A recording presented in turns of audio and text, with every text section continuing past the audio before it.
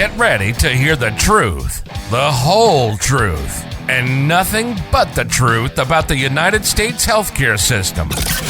With your host of the Medical Truth Podcast, James Egidio. Hi, I'm James Egidio, your host of the Medical Truth Podcast, the podcast that tells the truth, the whole truth, and nothing but the truth about the U.S. healthcare system. Before I get started, I'd like to make this disclaimer, and that is, this podcast and its associated content, website, articles, audio, video, only provides general information and discussions about health and medical-related issues and topics. This information and other content provided in this podcast, blog, and website, or in any linked materials are not intended and should not be considered or used as a substitute for medical advice, diagnosis, or treatment. Please consult with your personal physician. So now that we got that one out of the way, according to the NIH and the National Cancer Institute, the rate of new cases of colorectal cancer was 37.7 per 100,000 with a death rate of 13.1 per 100,000 in both men and women per year in 2019. There was an estimated 1,369,000 people living with colorectal cancer in the United States. In 2003, at 26 years old, my guest was diagnosed with colorectal cancer and made a life-changing decision. It is my pleasure and honor and a blessing to introduce my guest on the Medical Truth Podcast, Mr. Chris Wark. Hi, Chris. Hi. Good to be with you. Thank you, sir. Appreciate it. Chris, please share with the viewers and listeners of the Medical Truth Podcast your story. Well, I was diagnosed with stage IIIC colon cancer when I was 26, December 2003. I had been having abdominal pain for the better part of a year. And I thought it would get better. I didn't know what it was, but it gradually got worse. And after being referred around to a few different doctors, I ended up at the gastroenterologist who did a colonoscopy. And when I woke up from that procedure, he told me there was a golf ball-sized tumor in my large intestine in the colon. And I was so clueless at that time, I didn't even know what a colon was. Right? Just thought it was a punctuation mark. And so they biopsied it, and a couple days later, I got a phone call, and they said, "Hey, you have colon cancer." And I was told in that same conversation, the doctor said, "Look, we got to get you into surgery right away and get this thing out of you before it spreads and kills you." Mm-hmm. And cancer diagnosis is a shock at any age, but especially, as a young adult when you're 26. It was so far from. I just didn't even occur to me that I could have cancer. I thought I had an ulcer or something, Right. And but at that time, I was a typical cancer patient. And when I say typical, I was just clueless about the disease. I had no idea what caused cancer. I didn't know what the treatments were like. I didn't know anything about the disease. And unfortunately, most patients are rushed into treatment out of fear before they have time to read and research and learn and make an informed decision. So they just make a decision out of fear, like, "Oh no, I don't want to die. Okay, I'll do whatever you say." Right? Right. You can cut my body parts out, irradiate me, poison me from head to toe with chemotherapy. Like I just don't want to die. Right. And so they wanted to have me in surgery within just a couple days. It was right before Christmas, and I happened to just say, "Hey, can we postpone it till after Christmas? Because this is depressing enough." And so I went in on December 30th. But a lot of patients, they're starting chemo within a day or two of a diagnosis. Some patients, if they go to the hospital and get a cancer diagnosis, they're put on chemotherapy before the cancer type is even confirmed. Wow. This is how bad it is. They don't even know what kind of cancer you have, and they will just put you on a sort of general chemo drug until they figure out what type of cancer it is. So the general public just has no idea how the cancer system works. Only people that have been in it know. So I did have the surgery. They took out a third of my large intestine. That's where the tumor was, obviously, and a bunch of lymph nodes. And when I woke up, they said, "It's worse than we thought. You're stage IIIC because the cancer had spread to your lymph nodes from the tumor." and you're going to need 9 to 12 months of chemotherapy. So go ahead. I'm sorry.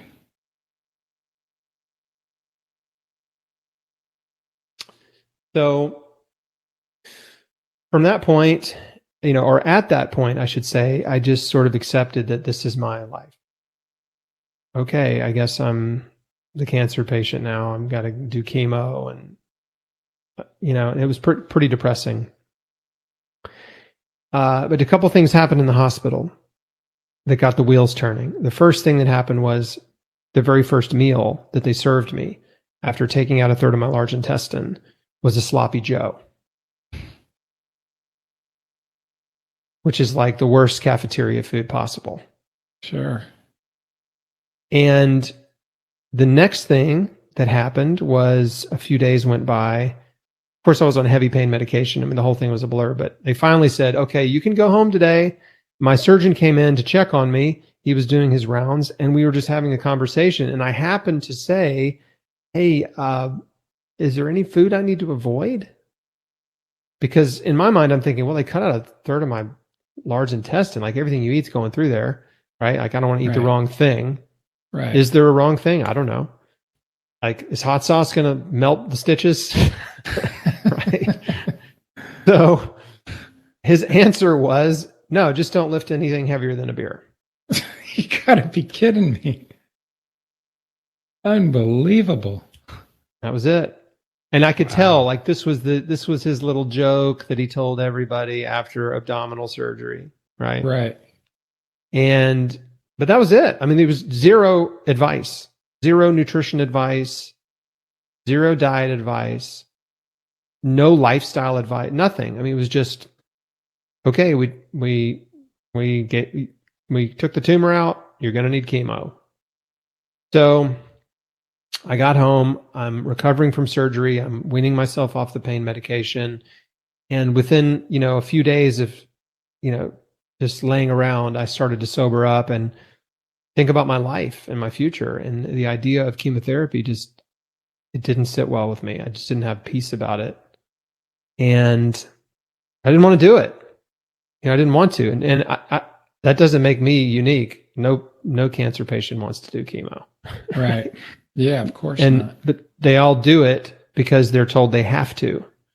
This is your only chance at survival. Is if you do chemotherapy. And so I didn't have any other options. I didn't have any other ideas, but I prayed about it. My wife and I are Christians, we're believers. And I just said, God, if there's another way besides chemotherapy, please show me. I don't know what to do. I need some help. And it was just a sincere prayer of desperation, Sure. But also mixed with faith, because Sure.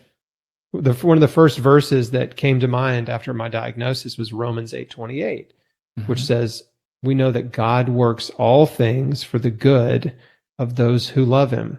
Amen. And who are called according to his purpose. And so in the very beginning of my cancer journey, that verse came to mind and I thought, wow, this is a challenge to my faith right here. Right. Right? Do I believe this is true? Right? If I believe that the Bible is God's word and that Jesus is who he said he was, then I also need to believe that he's going to work this for my good. Absolutely. So I chose to believe it, right? And faith is choosing to believe, right? You choose to believe. And so I just, again, I believed God was going to do something. Yeah. Right. And 2 days later, I got a book that was sent to me from a man who lives in Alaska that knew my dad, and I'm in Tennessee. I get this book. It's called God's Way to Ultimate Health by George Malcolmus. And George had the book was basically about how he healed colon cancer with a raw food diet and juicing. And at that time, when I read that book, he had been cancer-free for like over 25 years. He was still alive. And so I was like, this is amazing. I mean, I'm reading his book and I was just blown away. And he was the first person who made the case that the reason so many of us have cancer and heart disease and diabetes and autoimmune disease and digestive diseases, the reason we have so many chronic diseases is because of our diet and lifestyle. It's not random bad luck or genetics. It's our own choices. Our choices have led us down a path of health or a path of disease. And that's a tough message for some people because they don't want to hear that, right? They don't want, there's this whole like, don't blame the victim, mentality. But right. The truth is, this is the Medical Truth Podcast, right? The truth is, in many cases of life, we are the victim of our own decisions. Yes. Right? We are the victims of our own decisions. And sometimes we make bad decisions. What I like to say is everything happens for a reason. And most of the time, the reason is you. Absolutely. Right? Taking Not all the time. Responsibility. Not all the time, but most of the time. And so to me, I had this revelation that, hey, the way I'm living is killing me. Right? If I'm contributing to my disease, then maybe I can contribute to my health. Right? Mm-hmm. Maybe I can change what I'm doing and help myself heal.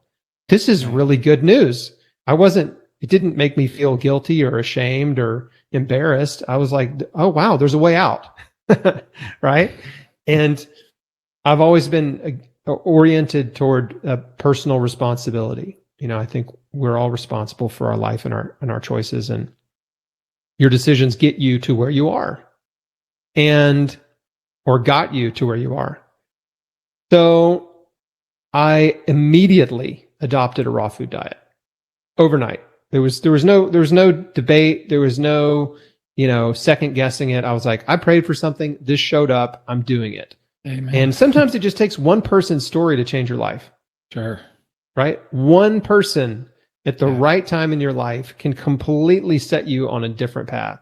Right. And for me, this was George Malcolmus at that, in that moment, that day of my life when I started reading his book. I hadn't even finished the book, and I was like, I know I'm doing this. This is what I got to do, right? This is the answer to my prayer. I know it. I had so much confidence and faith. I mean, I was crying. I was on the couch, like reading and crying because I just was so overwhelmed with emotion and gratitude. Like this is it. Like this is what I've got to do. And so went to the grocery store, loaded up the cart with fruits and vegetables, bought a juicer, like bought some supplements. Like I'm just like, okay, like I'm doing this. Mm-hmm. And I was on my way. But in the meantime, some people around me who care about me very much. I was a newlywed. I've been married for 2 years, and there were people in my life that had realized what I was doing, and they had heard I was thinking about not doing chemotherapy, and they started trying to talk me into it. Sure. And they were saying like, "Hey, you got to do chemo. Like you've got to do what the doctor says." Right. Don't you think if there was something better, they'd know about it? And I wasn't equipped to answer those questions. I was just like, I don't know. I'm just operating on instinct and faith right now. Well, the best doctor and healer gave you the advice, which was Jesus. Yeah. And he gives good advice. He sure does. But listen, sometimes when you get a word from God, no one around you understands. Mm-hmm. And you're alone. It's true. When you get a mission and you get a charge, when you get clear direction from God on where to go, what to do in your life, don't expect people around you to understand, because they probably won't. And they may even try to talk you out of it. And that's when it gets really difficult, right? Because we all want love and support, for what we're doing, especially when you're in a crisis. And a lot of the people around me who did love me didn't know how to support me, and they were causing all this fear and anxiety and confusion. Sure. Trying to help. And I don't fault them for it, because again, everyone around me did it from a place of love. Sure. But I'll go to this, I reluctantly go to the cancer clinic to appease my family members. Yeah. And we had a meeting with an oncologist. It did not go well. He just treated us badly. And I talk about this in my book. I have a book called Chris Beat Cancer. And you know, my wife and I left that meeting so discouraged, so depressed, hopeless. Right. Just completely hopeless. And this is what so many cancer patients experience. Yeah. They are told there's nothing you did to contribute to your disease. There's nothing you can do to help yourself heal. They're told in so many words, you are a powerless victim of disease. Right? You're a victim. You're either unlucky or you have bad genes, right? What we call bad luck or bad genes. And if you believe that's true, then you really are powerless. And so patients go home and they say, well, my doctor said it wasn't my diet. My doctor didn't tell me I had to change my diet. In fact, he said I shouldn't be taking supplements. And my doctor said, don't look on the internet. Don't get on the internet. And, well, my doctor didn't tell me to quit smoking. My doctor didn't say I need to lose weight. My doctors didn't say I need to stop drinking alcohol. I mean, they're getting zero diet and lifestyle advice.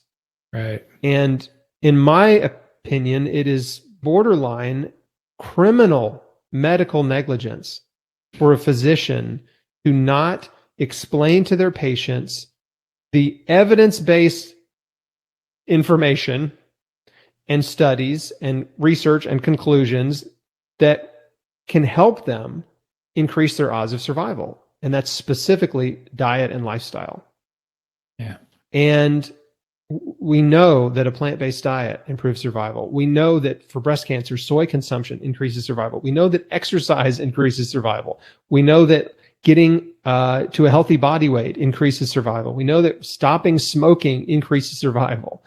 All of these things increase cancer survival. By the way, they all also help you prevent cancer.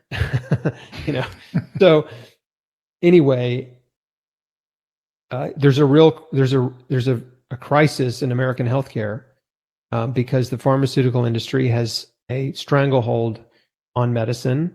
Doctors are not trained on how to help people heal. They're just trained in surgical procedures and how to prescribe drugs and maybe, do radiotherapy, that kind of thing. Yeah. And they have no nutritional training. And No. so they don't know. And look, the world is full of doctors who are incredibly unhealthy. They're smoking cigarettes, the number one cause of cancer. And there are doctors who still smoke cigarettes. They're drinking too much alcohol because that's the way they cope with all the stress of being a physician. They're on various prescription drugs for depression, anxiety, high blood pressure, high cholesterol. So if you actually surveyed the medical community, you would find the vast majority of physicians are not well. No. They're not healthy. And so you can't expect a person who's not healthy to lead you down the healthy path. Okay. True. And I'm not trying to demonize doctors. I mean, we're just talking that, hey, it's Medical Truth Podcast. Like, this is the truth. This is yeah. Reality. Yeah, absolutely. Doctors, I live that. Yep. Go ahead. They're not saints, right? They're not angels. They're humans, just like everybody else. Yeah. And there are good and bad plumbers. There are good and bad carpenters. There are good and bad doctors. And it's hard to tell if you have a bad doctor until it's too late. You can tell pretty early if you've got a lousy carpenter or a lousy plumber. But a doctor can do a whole bunch of treatments and therapies on you and cause a lot more harm than good before you realize it, especially in the cancer space. Or even in orthopedics, surgeries, all kinds of, prescribing the wrong medications that can possibly kill you. There's so many ways that doctors can harm patients. And so you have to be aware of the risks. And if you turn on the television, every other ad is a drug ad. Yeah. Right? The drug companies, they're one of the largest lobbyers in Congress. They're one of the biggest advertisers on television.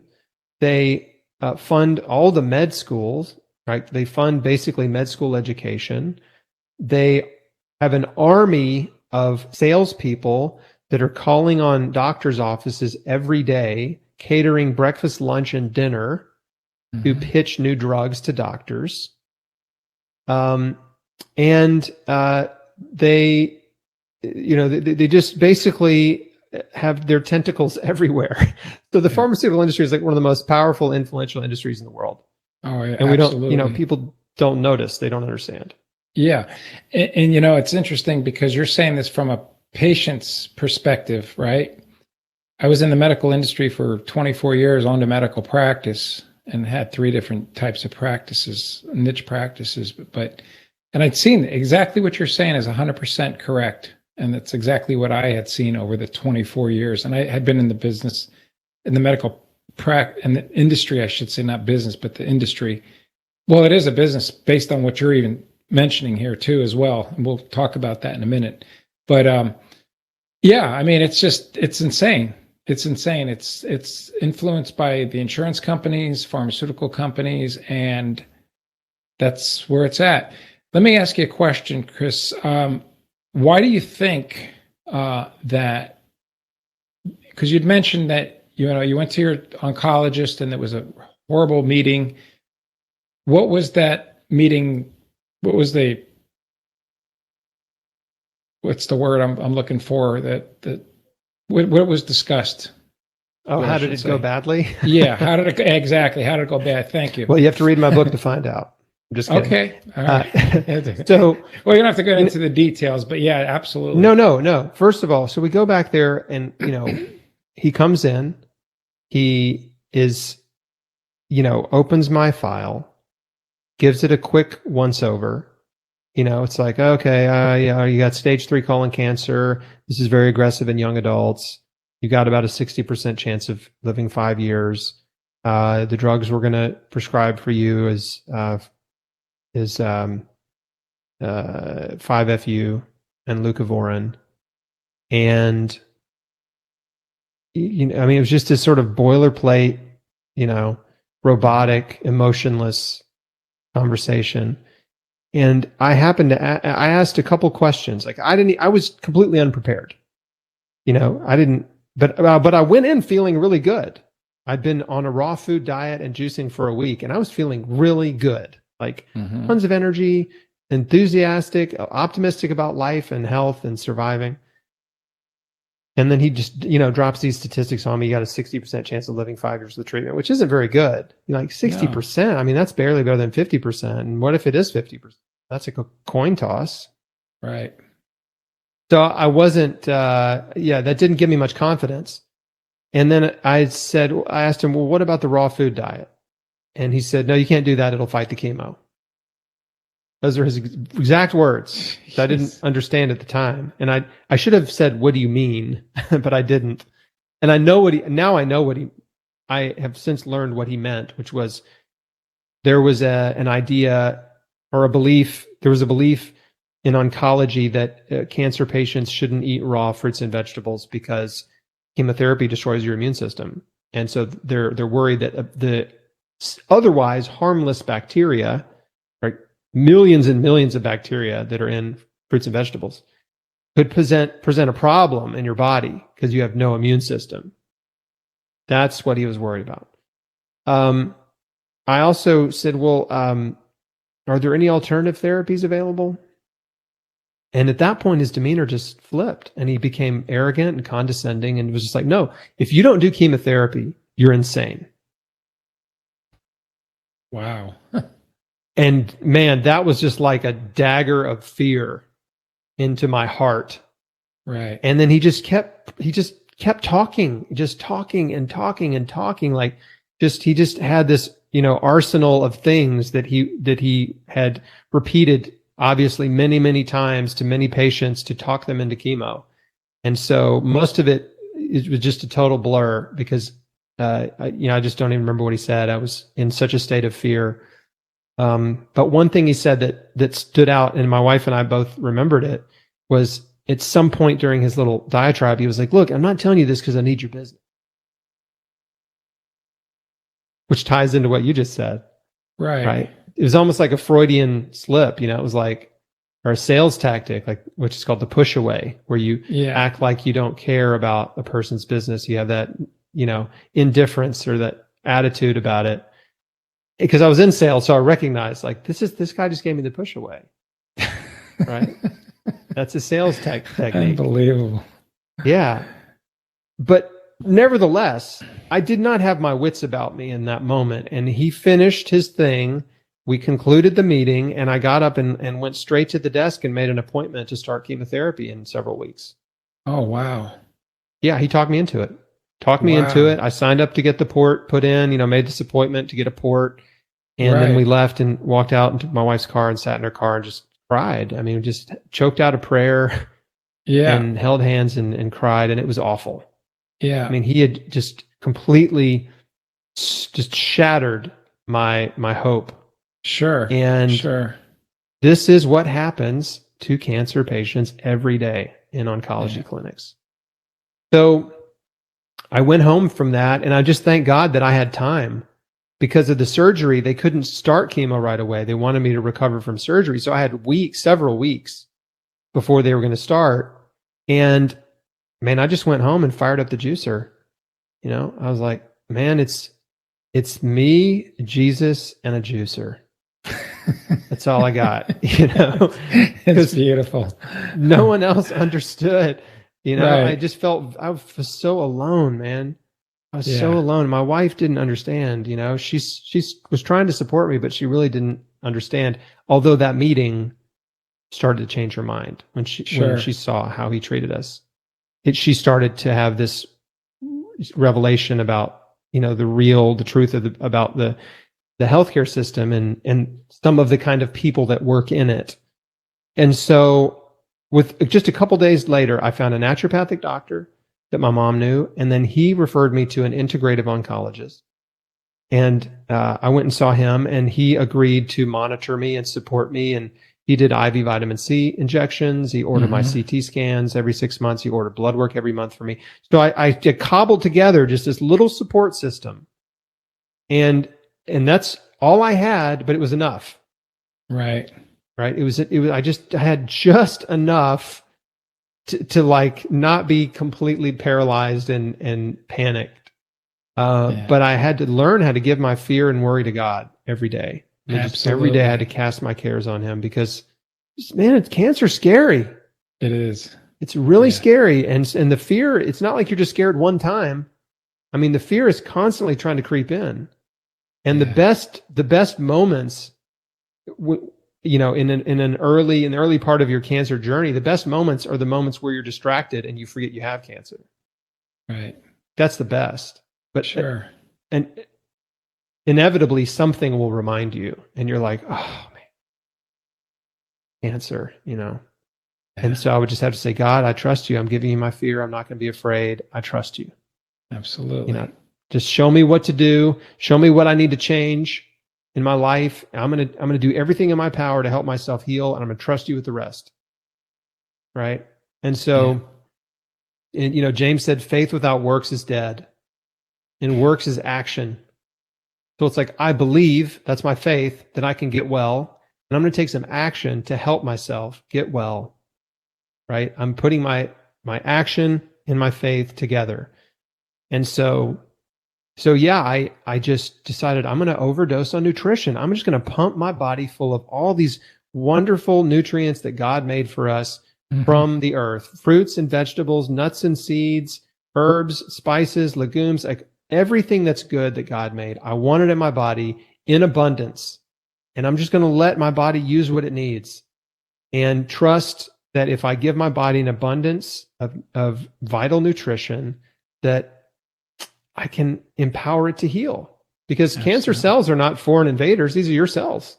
Absolutely. Right? It's your cells. It's your DNA. And, something is wrong. And what I've learned about cancer is the difference between a person with tumors and a person with no tumors is largely due to their immune system. Right.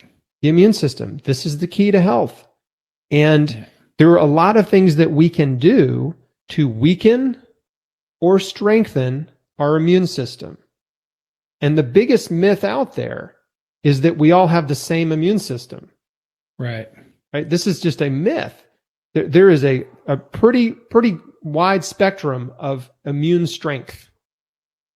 And our diet and lifestyle choices are the biggest determining factors on the strength of our immune system. And that's how capable our B cells and T cells and macrophages and natural killer cells, how capable they are of identifying and eliminating bacteria, parasites, viruses, pathogens, and cancer cells. Yeah. And so nutrition and exercise and stress reduction, faith, forgiveness, fresh air, sunshine, right, and fellowship, right, are all things that strengthen your immune system. Everything we should have learned during COVID. And it's funny. I want to share something with you, Chris. I want to share two things with you. It's really interesting. I'll be 60 in July, right? And the thing you're getting back to this, talking about the juicing thing, I've been juicing now for, since probably 1990. And I juice about 3 to 4 days a week. I juice. I don't juice every day, but 3 to 4 days, that's enough, Yeah. Yeah. And I've been doing it since, like I said, 1990. And everything you're saying is absolutely 100% true. As far as I'm not on any medication. I don't take any medication. I don't have high blood pressure or anything like that. I just take vitamins. I take 2,000 milligrams a day for a vitamin C, and I've been doing that since I'm like 17, 18 years old. A multivitamin. And the juicing's amazing. It's absolutely amazing. I juice carrots, kale, beets, and celery when I do juice. Great combo. Great combo. And what's interesting about the juicing thing is when I started a medical house call practice in 98, I used to go out with the doctors. I was basically a hands-on practice manager, and I was basically a patient advocate. So I'll never forget this story. So we go out and we see a patient, pediatric patient at that time in a house call setting. He was about 10 years old at the time. And he was part of what's called Make-A-Wish. So it's like these kids have like their last wish before they perish. So the mother was a Hispanic lady, and she had an accent, and we're sitting there, we're talking, and she says to me, she says, my son was part of Make-A-Wish. And I go, well, what do you mean by that? She goes, he was at UCLA hospital with a brain tumor, right? And she says, I went to the hospital with the juicer, right? Every night. And they almost escorted her out of the hospital, the security guards, the doctors. The doctors didn't want to hear anything about vegetable juicing or any type of juicing. And she says, I was so insistent on doing that when they did a brain scan on the kid to check up on the tumor, the progress of the tumor was gone. This was after, of course, several months of doing this juicing right in the hospital. And then she pulled him out of the hospital against so-called medical advice, AMA. And she just treated him at home with the vegetable juice. And I'll never forget that story. Never forget that. It's awesome. I love it. She put him on a raw diet. My business partner, his mother, the same thing. She had stage III colon cancer as well. Got diagnosed. She's from Japan. I was telling Julie the story briefly when I spoke to her. She had stage III colon cancer. She's from Japan. She went on a raw diet, and then she used some kind of special rice, and I can't remember the name of it offhand, that they have in Japan. And she went on this raw diet for, 6 months, maybe a year. I think it was like 6 months. And her cancer's been in remission now for 25 years. Awesome. So, yeah. I love it. And, there's so many people out there. This is what's so crazy. There's so many people out there that have healed cancer naturally, holistically.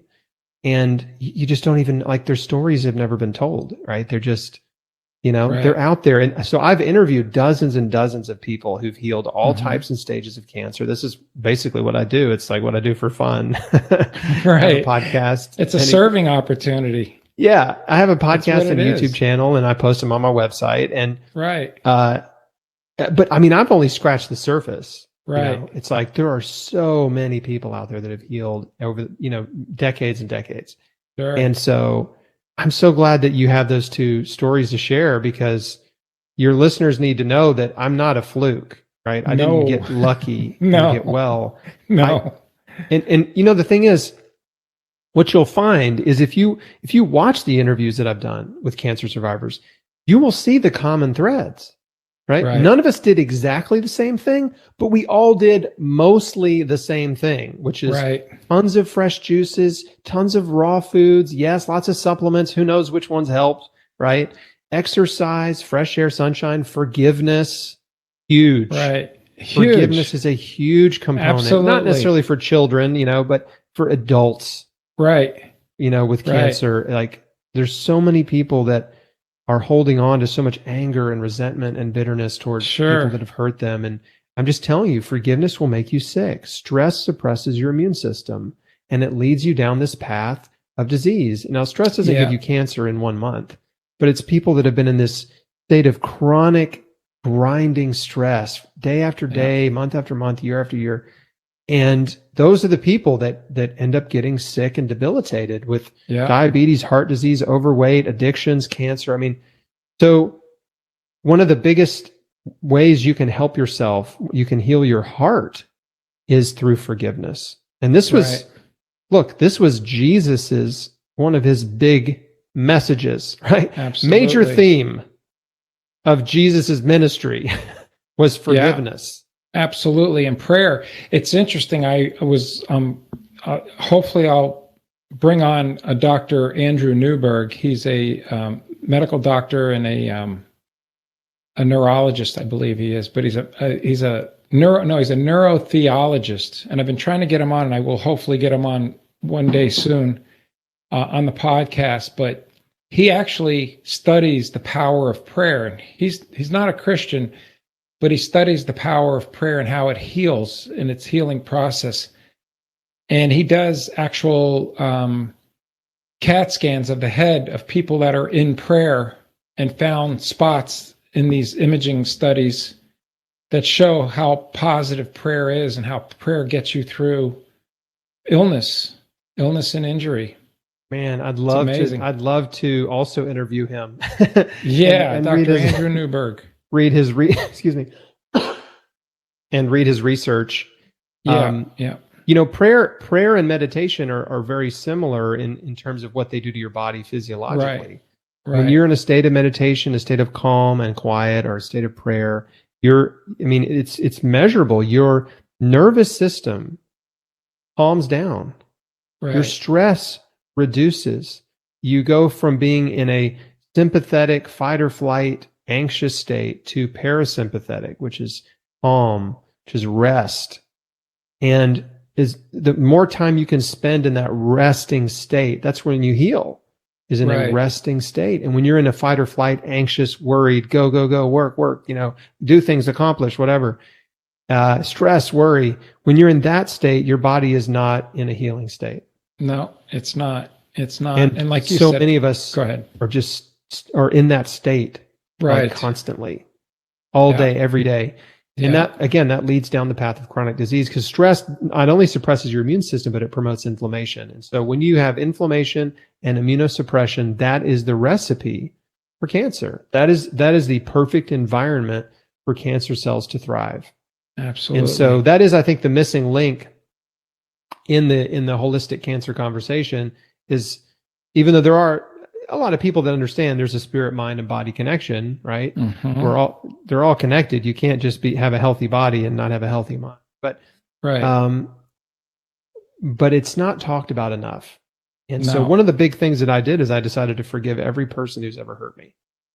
I just realized that theme kept coming up in my cancer journey. I was just going from book to book and reading books by survivors and reading books by holistic and integrative doctors, and that theme just kept coming up about forgiveness and how anger and bitterness, is related to cancer. And Sure.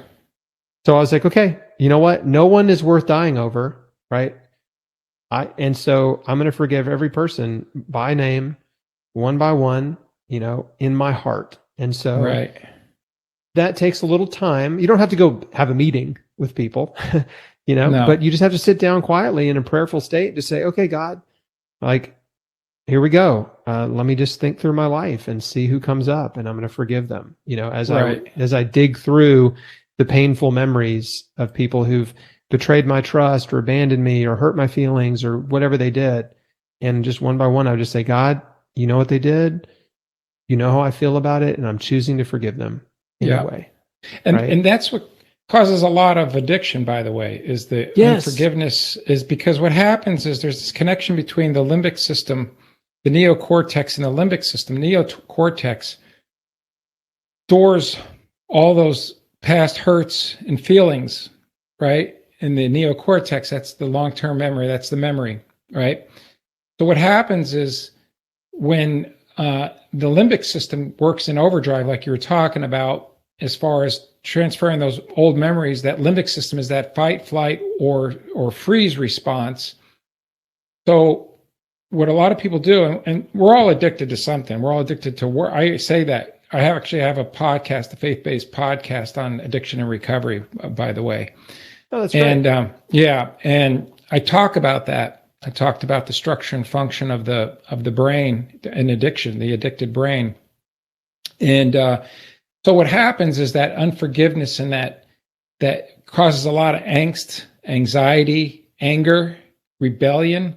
Those are all things that are lead into that cascade of addiction. All the especially the rebellion. You'll substitute those thoughts and feelings for drugs and alcohol or whatever it may be. And that's why faith is so important too, because we can go to God, we could ask for repentance, we could ask for forgiveness. He died at the cross for that. And it's important. It's important to have a faith-based foundation, a strong faith-based foundation, like you said, and that forgiveness, that unforgiveness creates just a lot of pathology, a lot of anger. And I equate that whole unforgiveness thing to being locked in a prison, right? You're sitting in a prison cell, you got the key in your pocket, right? You have the ability to get out of that prison cell with that key in your pocket, but you just won't do it. And you just keep that key in your pocket. And that key represents the unforgiveness that you're keeping in your pocket. So as soon as you put that key into the door of freedom, and you open it with that key, that's the forgiveness that you would give, and it would free you. But a lot of people, they don't equate that. That's amazing, because I use a very similar analogy, which is, that forgiveness is the key that frees you from a prison of pain. Yeah. It's true. It's like you can free yourself from the prison of pain through forgiveness. And that's so great that that this is a part of your mission and how you help people, because it's so important. And the addiction connection is huge. You understand it clearly, because I do. The reason so many people are addicted to so many things is because we're always seeking to medicate our pain. Yeah. Right? We're looking for medication, because if we have anger, if we have bitterness, if we have guilt, if we have shame, right? All of these negative emotions, even so, those are based in the past, but future-based worry and fear and anxiety, all these negative emotions and stress-producing emotions cause us distress. And then when we want to alleviate that distress, and we do it through medication. And what medication? Food, drugs, alcohol, tobacco, pornography, gambling. Right. These are all behaviors that compound our problems. Right. Absolutely. So unless you break that, I'm repeating what you said, obviously, but that's unless you get to the root cause of your pain, right? You're just going to be substituting one medication for another. Right. right? Like you can break your cigarette habit, but then you start drinking more, right? Or you Right. can stop drinking, but then you start overeating, So it's like people are just shifting from one addiction to the next without Right. ever solving their pain problem. Right. And think about what you're saying there too, because we're talking about these addictions, right? The food, the drugs, the alcohol, the cigarette smoking, right? So what have we been talking about? What you've been talking about the whole time of how you overcame your colon cancer is through proper nutrition that a doctor wouldn't even give you advice on, right? That shied away from that advice. And we actually saw that in 2020 with the COVID situation, where there was such horrible advice being doled out to the general public about everything. Wear a mask, now it's take the vaccines. And I'm not going to sit here and I'm not going to knock anybody that wants to do it or doesn't want to do it. That's, you have the the choice, the freedom of choice to take it or not take it. But the thing is,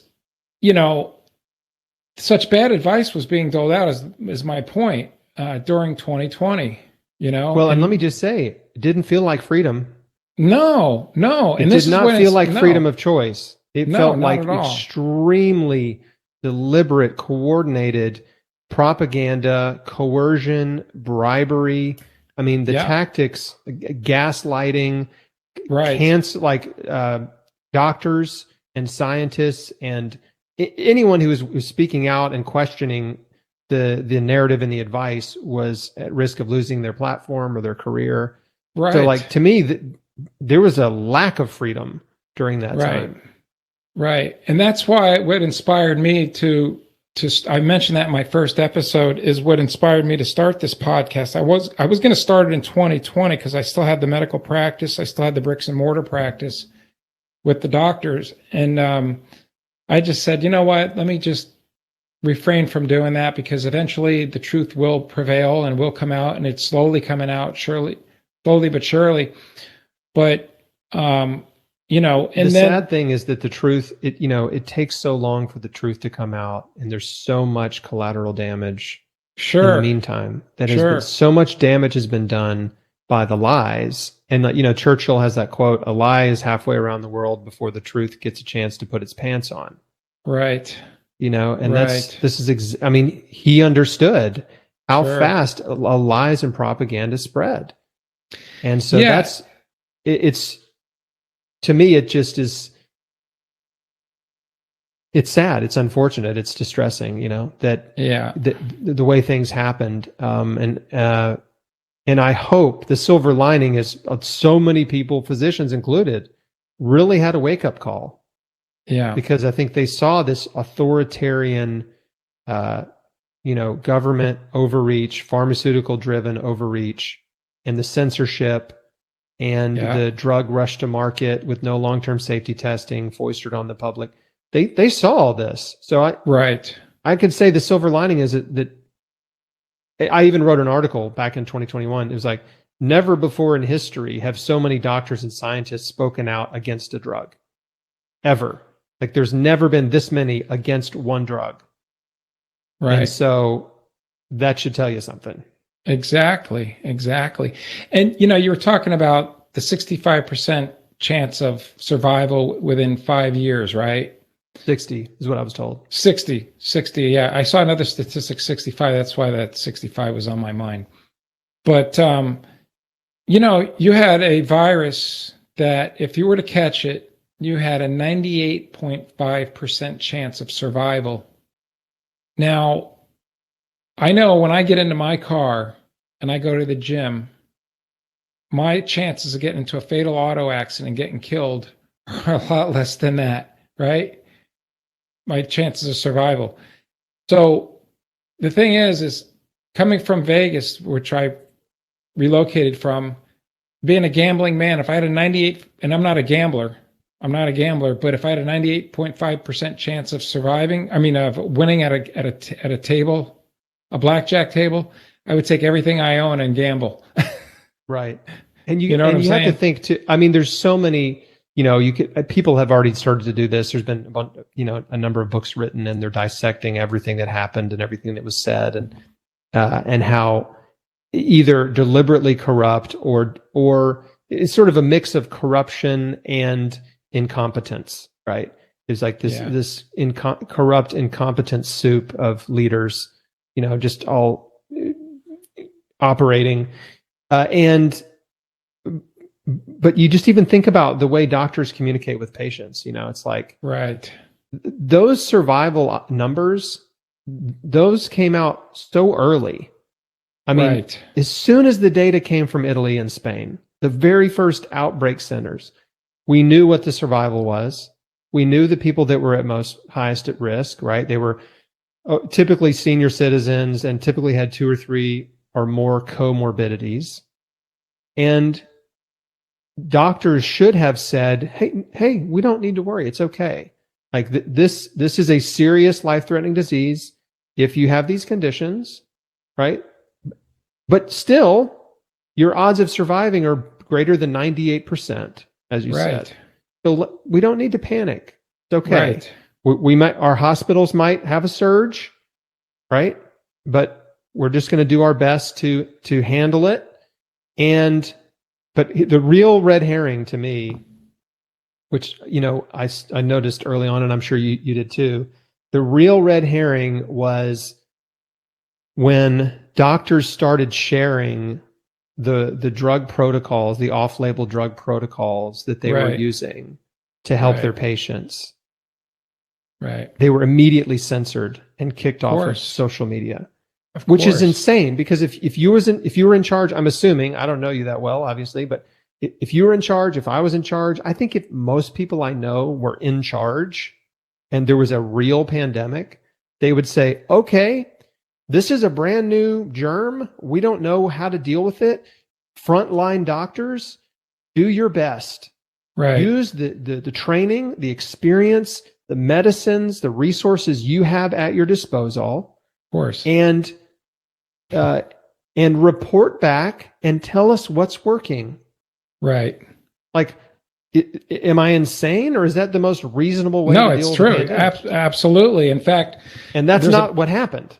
No, it's not what happened. And there was a Dr. Bartlett, another gentleman I'd like to get on the show as well. He's out of Texas, and very nice gentleman. He treated patients that came into his office with what basically turned out to be what was called the silver bullet for COVID, which was nebulized Pulmicort, which is a nebulized steroid, and Z-Pak. And statistically, what he said is that out of 100 patients that came into his office, 98 of them survived, and the 2 that did passed because they were past the age and they already had a comorbidity for other diseases. So, I mean, and they only had 6 months to live anyway, in terms of what they were going through. But again, 98 out of 100 patients he saved, right? So, and those, if they came to him, they were obviously very sick, right? Because if you're not that sick, you're not even going to go. Oh yeah, they were in acute distress from the COVID. So they were like, okay, get into the office and let's get you treated with the nebulized steroid and the antibiotic, the Z-Pak. Yeah. And that was it. Well, and just to finish the example I was giving, which was that, not only did the authorities not rally the troops, the frontline doctors, and say, hey, tell us what's working. Let's work together. Let's figure this out. Not only did they not do that, they censored and deleted and banned them for sharing what was working. And then they issued this dictate that there are no approved drugs to treat COVID-19. Every doctor's office, every hospital was basically commanded to not prescribe anything. Right? Aspirin and oxygen were the only 2 things they were allowed to prescribe. And tons of people died. And it was from medical negligence. Sure. They died for lack of care, for lack of treatment. I mean, that to me was so egregiously criminal. It was, and of course. Thank God that there was, still a number of doctors who said, no, we're going to treat our patients. We're going to use the drugs we have. We're going to do the best we can, like Dr. Peter McCullough, who, a lot of people know of. And Sure. And your Dr. Bartlett, who you mentioned, and many others were like, no, we're going to be doctors. We're going to take care of our patients the best we can. We're going to try to save lives. We're not going to sit there and watch them turn blue and put them on a ventilator and let them die. Right. Yeah, I just interviewed Dr. Peter Breggin as well, and he's on the forefront of exposing a lot of this as well. Yeah, I mean, and it's really sad because it was a total disservice to the public. All this, I don't think there were any good intentions with it. I to this day truly believe that it was good versus evil. And I'm getting ready to interview a gentleman who his website is called ouramazinggrace.org. .net. His daughter was basically murdered in the hospital during COVID. She was a Down syndrome patient, and he's got a really, he's a man of faith, and he's got a lot of support for this, of what had happened. It's really a sad story, but a lot of mistreatment. A lot of people who just were not treated the way they were supposed to be treated. Really sad. Medical neglect. Yeah. Well, it's like, I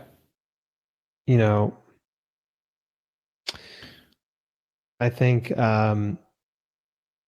my hope is that they can't, they won't be able to get away with this kind of thing again, that so many people have seen. They saw all the lies. They believed a bunch of lies, right? But then they realized they were lies eventually. Right. Like the lies came out about how risky, about the death rate, right? About the masking, about the drug they rushed to market with no long-term safety testing, and how if you took the vaccine, you couldn't get COVID and you couldn't spread it. These are colossal lies that were told to the American public. And so I hope people are paying attention. They're waking up. They're realizing, like, we're not going to do that again. Like, we're not going to fall for that again. Yeah. And this all circles back to what we originally talked about with you, is it comes down to what, Chris? Personal responsibility of being a believer. Right. Nutrition. Nutrition. All those things. Right. Because I know we got off on a little bit of a tangent about the whole COVID thing. Yeah. A lot of people are passionate about it. But again, it's taking, I guess what it all comes down to is taking responsibility for your health, like you did, drumming up the courage like you did, having faith like you do, and just taking charge of your health.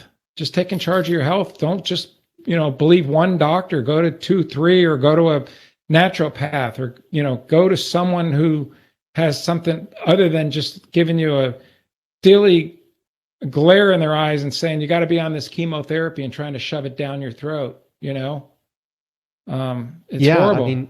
Exercise strengthens your immune system. Nutrition, fruits and vegetables strengthen your immune system.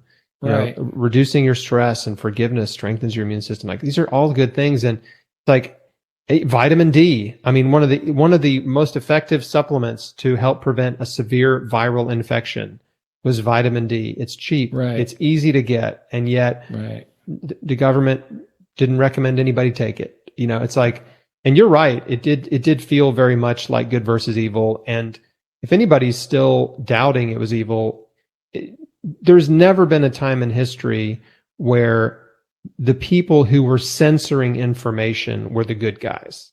Right. Never. Right. The good guys never censor information. Right.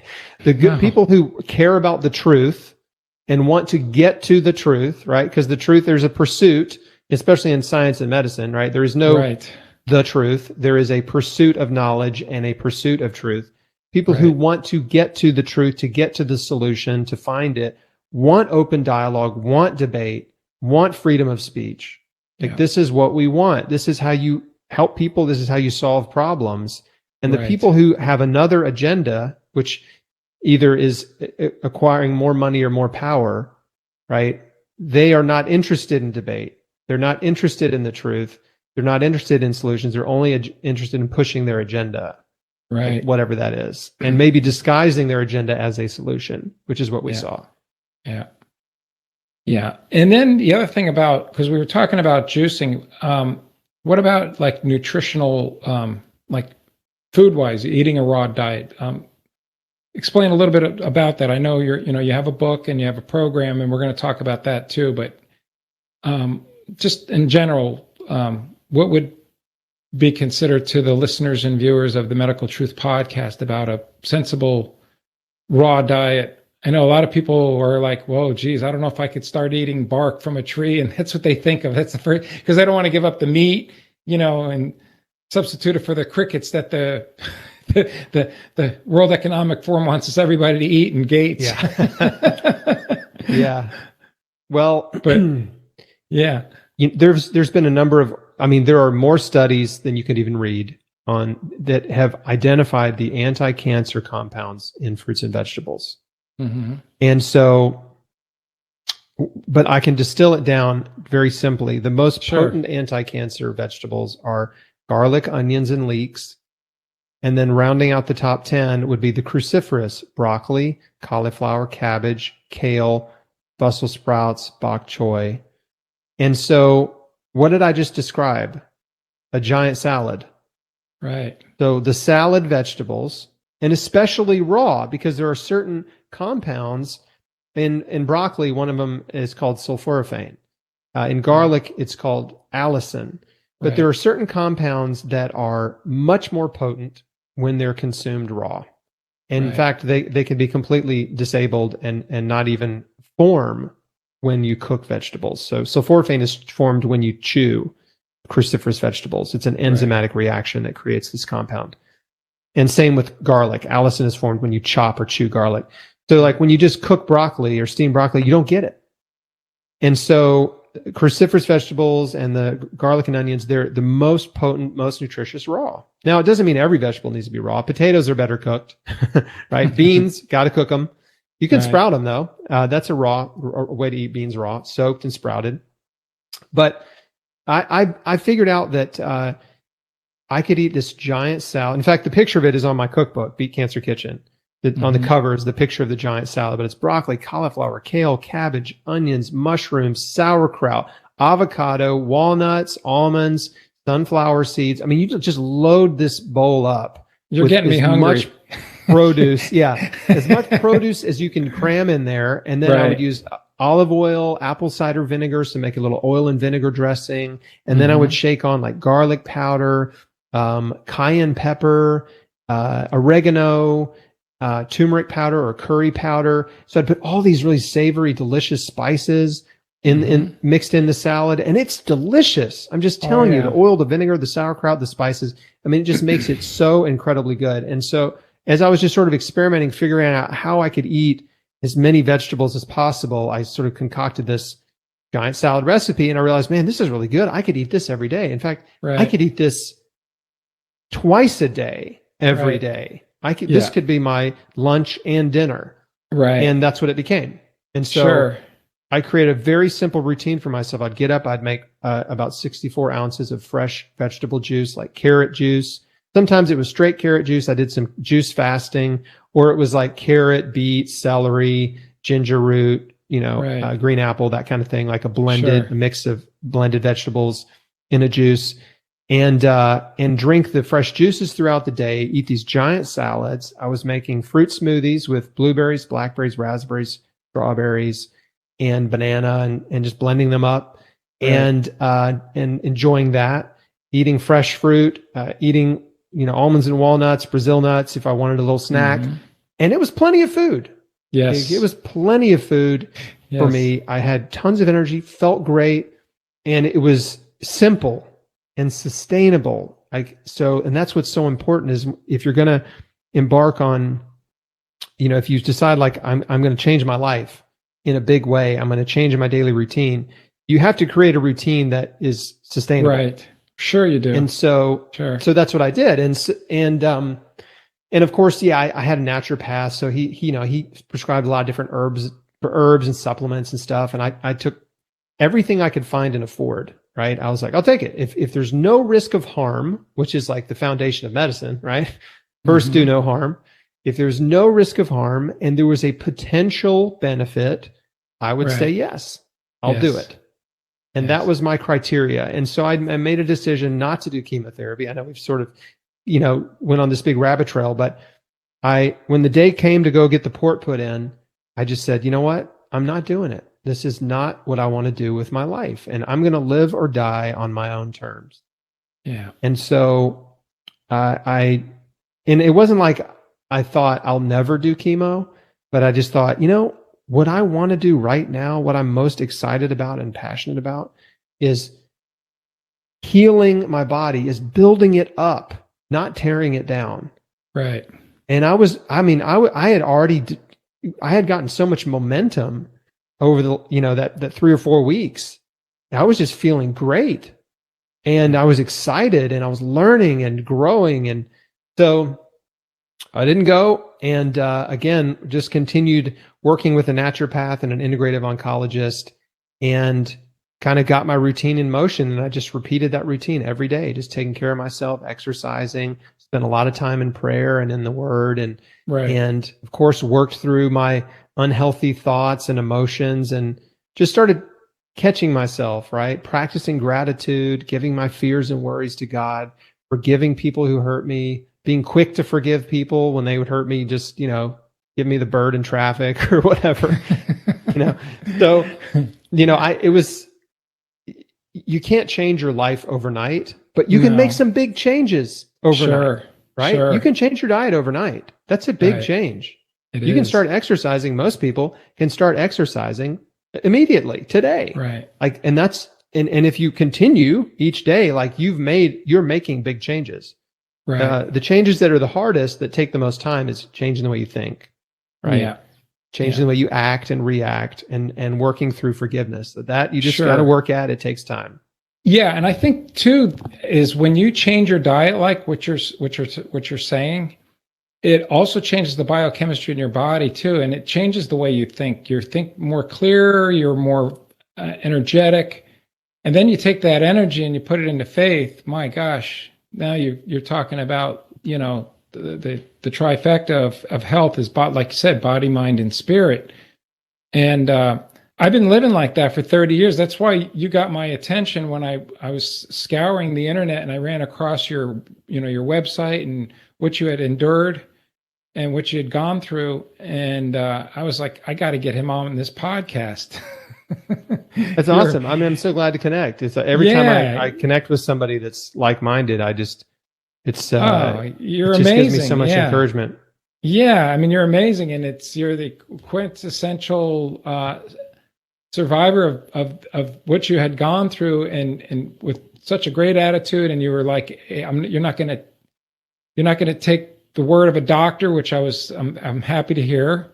having been in the medical field, I can tell you right now, it's very flawed and very corrupt, and it's a business. It's a business, and it's sad. It's a business. It's really sad. It's sad. I spend several chapters in my book talking about the business of the pharmaceutical industry, the cancer industry, and the medical industry, and there's so many studies exposing the corruption. Sure. And I barely scratched the surface. I mean, there's books and books and books written about the corruption in the medical industry. If anybody wants to go way down that rabbit hole, read Bad Medicine or read Deadly Medicines by Peter Gotchi. I mean, but you don't need to know that much, really. You just need to learn a little bit to realize, wow, Right. The medical system is oriented to maximize profit, right? To extract as much money from the patient as possible. Sure. And it doesn't matter if you get well. That's the thing. It doesn't matter. What matters is, can they sell you the most expensive, the latest cutting edge treatment, drug, therapy, device, implant, whatever it is. Right. And that's what they're going to try to do. Absolutely. Yeah, that's what it's all about. And and you don't get better. Sad. No. And like you said, many cases, I mean, some cases, you have a surgery and fixes something. That's great. But in terms of chronic disease, I mean, the solutions for heart disease, diabetes, cancer, autoimmune disease, the medical industry is not curing people. No, for the most part. No, I agree with you 100%.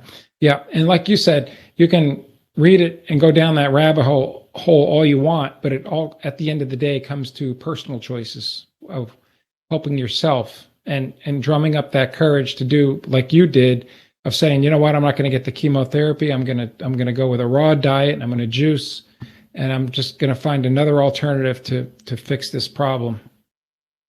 Well, I'm glad you're doing what you're doing. I think it's great to have the Medical Truth podcast out there. And Thanks. I think, and I talk about this in my book briefly, but it's like people equate science with truth, and science is not truth. No. Science is important. Science is the pursuit of knowledge and truth, right? Right. Like science isn't, if you're really following the scientific method, like it's a wonderful method for discovery. Right. You wouldn't have an iPhone, we wouldn't have, the internet, and we wouldn't be able to do this without science, right? Right. But people mistakenly assume that pharmaceutical science is the same as technological science, right? Right. Like that, science developed my iPhone and science developed this drug. It's the same science. No, it's not. It's not the same, because no, it's not. Instantly if Apple claims that they made a phone that you can touch and call somebody and it doesn't work, everybody knows it, right? Of course. And if it works, they've proven it. Like, our science made it and it works, and you know it. But when you take a drug, you don't know what it's doing in your body. You have no idea if it's helping you or harming you. You might feel a little better, but you don't know what other problems it's causing. And so the pharmaceutical industry has gotten very, very adept at producing research that they fund to make their drugs look safe and effective, so they can get FDA approval and then make billions of dollars on that drug. And the real tragedy is there have been so many drugs recalled from the market because they ended up being dangerous and harmful and killing people. And if you look at the largest settlements and largest fines paid by drug companies, Merck and Pfizer and AstraZeneca, almost every drug company has been convicted of felonies. Right. They're all almost every one except for Moderna, because they're a new company. Like almost every drug company in existence are convicted criminal organizations, and they pay these huge 100 million and even mega billion-dollar fines, criminal fines, for their deceptive marketing practices around drugs, and had drugs recalled. And guess what? What the public doesn't know, and they need to know, is that the pharmaceutical industry can release a drug. They can make $10 billion on it over the course of 3 or 4 or 5 years. Drug can turn out to be dangerous, be recalled from the market, and they get fined maybe $1 billion or $2 billion. And guess what? They get to keep the extra $8 billion. Right. And so it's the criminal. Fines. Yeah. So, I mean, what a great racket. Right? It is. Like, you make as much money as possible, you get caught, and then you pay a little fine and you get to keep the profit. Right. No other industry allows you to do such a thing. Not anyone. No. And that's what's wrong, right? At the heart of it, that is one of the things that is wrong with our current, medical, pharmaceutical, and the justice system, is they should be bankrupting these companies. Yeah, that's like right. Those companies should be shaking in their boots. Right. Like, we do not want to get caught. We don't want to release a drug that's dangerous because it can bankrupt our company. Like, if they were thinking that way, medicine would be a lot safer. Yeah. Yeah. And the answer is right in your kitchen and right at the grocery store or wherever you would buy your vegetables and whatnot. Yeah. So many medicines are unnecessary if you're willing to eat a super healthy diet. Lose weight. And the thing is, you don't have to be a raw vegan. No. That is the strictest, most potent anti-cancer diet. That's what we encourage people to do in our community if they're trying to heal cancer. It's like, let's not take any chances. Like, you want to hit it hard, right, with the most potent anti-cancer nutrition, and this is how you do it. But for the average person, how do you eat in a way that is health promoting? Well, predominantly plant-based. That's the advice. It doesn't have to be vegan. You don't have to be a vegetarian, but you really focus on eating mostly plant foods, fruits and vegetables, whole grains, nuts and seeds, herbs and spices, legumes, mushrooms. If you focus on eating those foods, and if they take up most of your plate or all of your plate, you're doing really good things for your body. Absolutely. And the healthiest, longest living people around the world eat about 95% plant-based on average. So what does that mean? 95% plant-based. That means they're only eating animal food about 3 times a week to 3 times a month. Right. So somewhere in that range, that's a good start. And then exercising 6 days a week, even if it's just walking. Right. Block it off in the calendar, right? Get in your phone, block it off. This is my exercise time every day. Doesn't matter if it's 5 a.m. or 5 p.m. Like, doesn't matter. Like, just make it a priority where you are exercising, walking, running, Zumba, jazzercise, yoga, rock climbing, wrestling, like CrossFit. It doesn't matter. Right. Like, you got to move your body, get your heart pumping, your blood flowing, your lymph system moving, get sweaty. Any exercise that does that is good. Absolutely. Yeah. You're right. You're 100% right. That's another thing I've put into my life. I've been working out 5 days a week and haven't missed a day in 40 years. That's impressive. I've missed some days. I've missed a few days. Usually it's due to injury if I go a little too hard, but everything you're saying is 100% correct. And it comes down to making that decision and it's the quality of life. It's a lot of people, they think, oh, if I work out, it's, to look better and this and that, but it's your quality of life, the way you eat, the way you exercise, and the way you, and believing in God. Yeah. Chris, share with the listeners and viewers where they can find your website and your podcast and your book.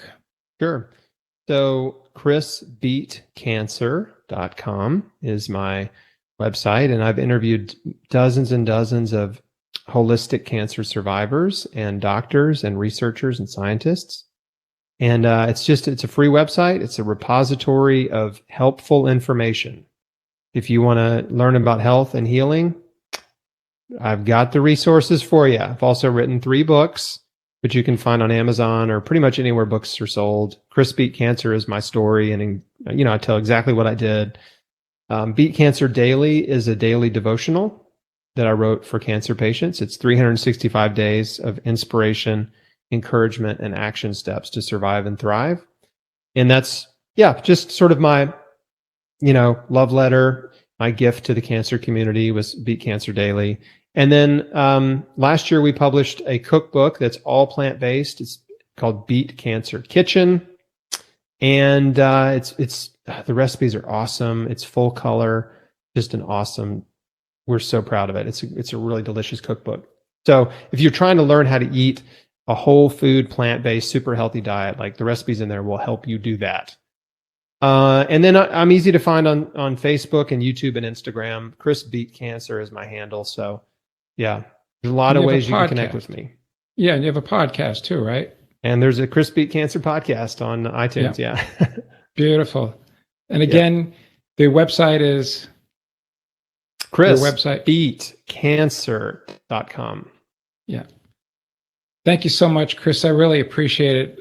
Thank you for being here on the Medical Truth Podcast. I have a wonderful day and God bless. Thanks. Thank you. It's been a pleasure and an honor. Great to connect with you. Thanks for listening to the Medical Truth Podcast. For the latest episodes, go to www.medicaltruthpodcast.com. You can also find the Medical Truth Podcast on Rumble, as well as all the major podcast platforms like Apple Podcast, Spotify, Stitcher, and iHeart.